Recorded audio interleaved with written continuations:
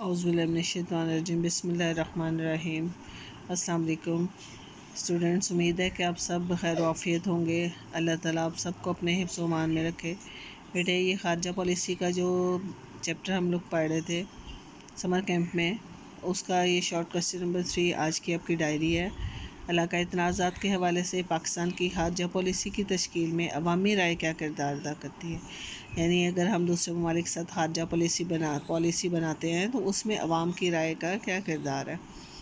علاقائی تنازعات کے حوالے سے پاکستان کی خارجہ پالیسی کی تشکیل میں عوام کی رائے بہت اہم کردار ادا کرتی ہے۔ مثلا اگر کشمیر، فلسطین یا بھارت کے ساتھ تعلقات ہیں، ایسے حساس موضوعات پر ہم حکومت پر دباؤ ڈال سکتے ہیں، یعنی وہ ایسی پالیسیاں بنائیں جو عوام کی امنگوں کے عوام کی امیدوں کے مطابق ہوں، یعنی عوام کیا چاہتی ہے اس کے مطابق پالیسی بننی چاہیے۔ میڈیا اس میں بہت اہم رول ادا کرتا ہے کہ میڈیا میں جب آپ نے دیکھا ہوگا کہ اینکر کوئی بھی کسی بھی ایشو پر جا کر عوام سے رائے لیتے ہیں تو عوام اپنی رائے کا آزادانہ طور پر اس پہ اظہار کرتی ہے۔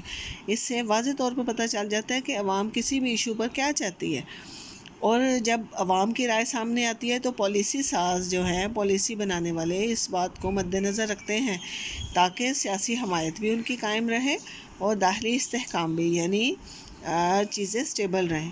اگرچہ خارجہ پالیسی کا فیصلہ بے شک ایسا ہے کہ خارجہ پالیسی بنانا ریاست کا کام ہے، لیکن جمہوری حکومتیں اس بات میں پالیسی بناتے وقت عوام کے جذبات کو نظر انداز نہیں کر سکتی، خاص طور پہ جب بات قومی خود مختاری یا مذہبی ہم آہنگی جیسے معاملات کی ہے تو اس میں عوام کی رائے بہت اہم کردار ادا کرتی ہے۔